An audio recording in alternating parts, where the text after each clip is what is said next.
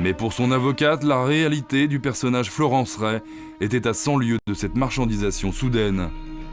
J'ai connu Florence Ray à peu près 2 mois après les faits. Et évidemment, j'avais l'image d'une espèce de passionnariat dont la presse s'était fait l'écho. Et donc j'avais des idées assez préconçues en venant la voir. Et puis donc je suis arrivée à Fleury-Mérogis et puis j'ai découvert une petite chose, toute fragile, toute timide.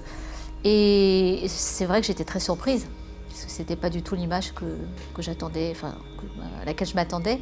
Bah, finalement, elle n'est pas si extraordinaire que ça, cette jeune fille. Et d'ailleurs, elle s'est plainte à un moment donné de qu'on lui donne tant d'importance. Elle ne se rendait même pas compte, la veille du procès, qu'on allait parler d'elle. Moi, j'étais allée voir ses avocats pour avoir des éléments sur ce qu'elle faisait en prison, faire un portrait d'elle, à publier le jour de l'ouverture de son procès d'assises à Paris. Et elle disait, mais je ne veux pas qu'on parle de moi. Elle ne se rendait même pas compte de l'intérêt médiatique qu'elle suscitait en France. Effectivement, elle avait honte d'être célèbre pour des faits comme ça. Elle aurait préféré devenir célèbre pour des choses quand même beaucoup plus avouables.